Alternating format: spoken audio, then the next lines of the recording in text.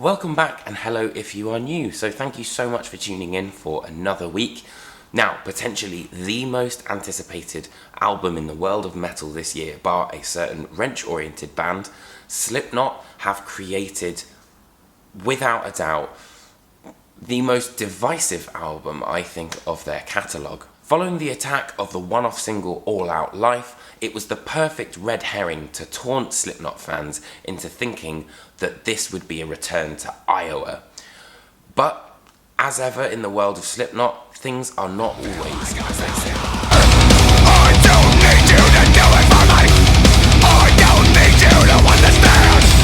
I don't need... There has never been an album that I have disliked more than I had on the first listen that has evolved into what I think now of the record. And that, I think, is We Are Not Your Kind's real genius. To me, my experience of this record has been one of schizophrenia.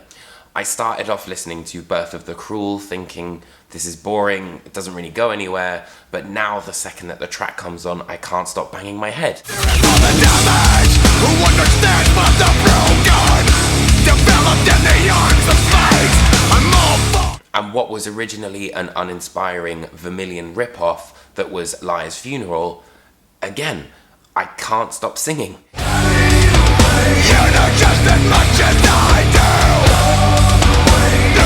do. Perhaps though, what I thought was the most throwaway section has actually become my favourite element of We Are Not Your Kind, which is the use of samples and these sort of interludes. Slipknot inhabit this psychopathic, unhinged and truly unpredictable headspace that only Slipknot can do. My Pain, for example, sees us move into this really quite ominous headspace, and at first what was kind of a 6.5 minute sort of drivel has actually become a really poignant section on the album where I think there is a lot of emotion that's put forward, and the metaphor of having pain as a woman is really beautiful. He loves me, wants me to be. The ivory tinkling and bass interplay of Spiders was also originally something I couldn't stand, but now this melody has just wormholed its way into my head. It's coming side by side, 2 by 2 and 9 by 9. And it's these insidious melodies that Slipknot are just so good at creating that litter the record. Both some of the most impressive and the biggest letdown moments lie, I think, from some of the guitar riffs. For example, on Orphan, it's a great song and it has some interesting riffs, but some of it really does sound like recycled material from All Hope Is Gone.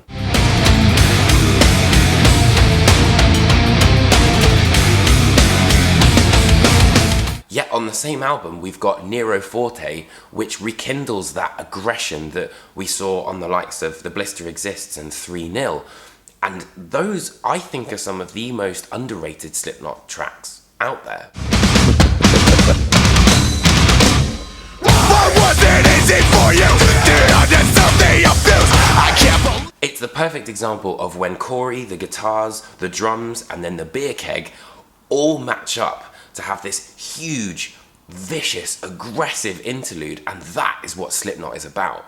So on the one hand, you have some incredible sections, but then on the other, you have some slightly more lackluster sections. Strangely though, some of the best moments on the album come from these small dynamic shifts, which slowly change that atmosphere into that really unhinged nature that we know of Slipknot. It's the small additions of samples on Red Flag that change that atmosphere and tone to bring the energy to fever pitch whilst being behind these belligerent riffs. A prime example of this is the genius creation of Not Long for This World, and following this really quite emotional build-up, we see the final section of this song almost sound like, because of the samples, that the person who's talking is like breaking down, or sort of, you know, like, it just made me think of someone kind of disintegrating.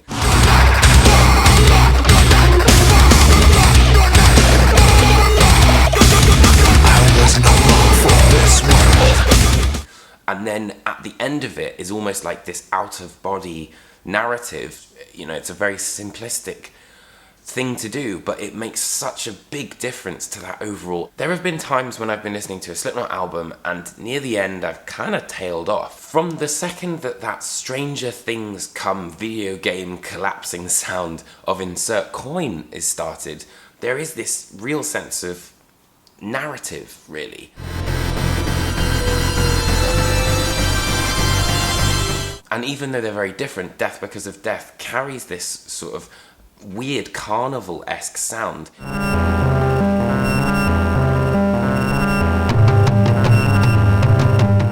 And then later on it's picked up again on What's Next, which almost sounds like a haunted elevator that you would hear in The Shining. And for me, kind of tipped the hat to Circle as well in that sort of introduction.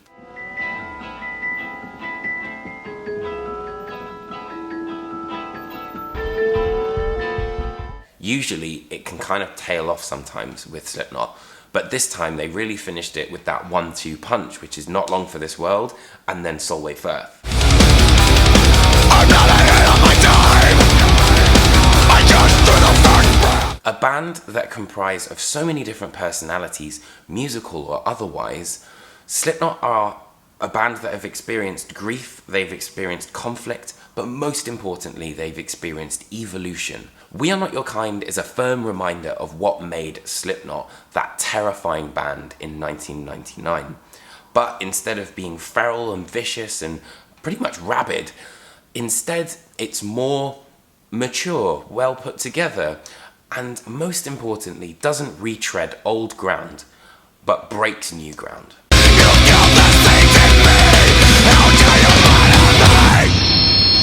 Thank you so much for watching this video. I hope you enjoyed it. If you did, hit that like and subscribe button. Be sure to let me know what you think. I know that a lot of people were asking me to review this one, so I apologise that it is a little bit late, but I wanted to get it in just before we went on honeymoon. So, thank you so much for watching. What did you think of the video? Let me know. I'd always love to chat in the comments, and I will see you guys when I get back from my honeymoon. Alright, take care, friends.